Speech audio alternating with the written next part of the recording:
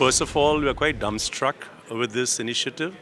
The pharma policy was made after huge deliberation a year ago with all the stakeholders involved, and all aspects were considered.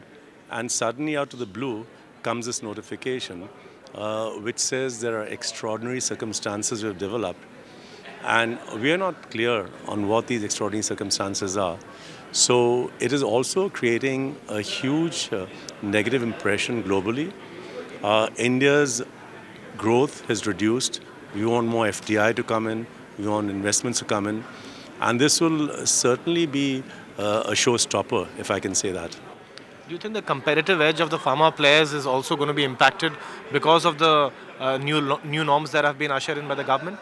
Well, clearly, pharmaceutical industry requires huge investment. Innovation is core to pharma. Research and development costs a lot. And if industry is to expand and grow, improve access, 2/3 of the population in India has no access to modern health care, then we need investments in that. I think our focus is shifting away from where the real need is, investments in health infrastructure, creating new medical colleges. I think all that is lost in this whole noise of controlling prices because pharmaceuticals is a very small proportion of healthcare cost. But what other option does the government have, sir? Because if they don't control prices, how are they going to reach the hinterlands, and how is medicine going to be made available at an affordable price to the population at large? Well, first of all, 2 points here. One is, after great deliberation, a national list of essential medicines was made. These prices are controlled. In any case, pharmaceutical industry cannot increase its prices more than a single digit. Increase in prices have been way below inflation all these last 10 years. So also medicines in India are the lowest price in the world, lower than Bangladesh and Pakistan. India is a developing country with the rights and obligation of a developing country. The challenge here is we have two markets in one country. So we need a system which will cross-subsidize. People who can afford to pay, pay. People who don't afford to pay get subsidized product.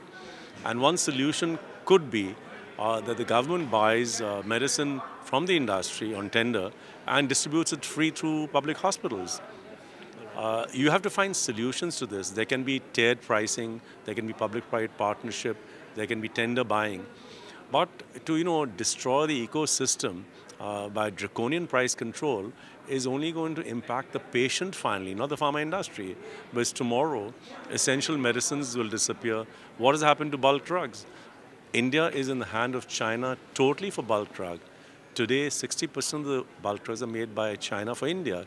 If they turn off the tap, we will not have antibiotics, we will not have penicillin, you will have a health pandemic.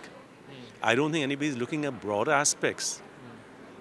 So are pharma players like you going to take it lying down, or are you going to make an official representation of the government? Has anything been done in this regard officially? Well, we are having a very close and strong dialogue with the government. We also suggested to hold the current notification abeyance. That did not happen.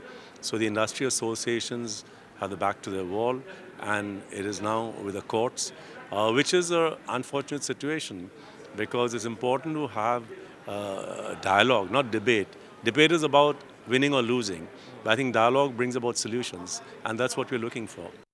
Find us on Facebook at facebook.com/ETNow, and don't forget to click the like button. You can also follow us on Twitter at ETNowLive. To stay updated with all our programming, hit the subscribe button on our YouTube channel by logging on to youtube.com/user/ETNow.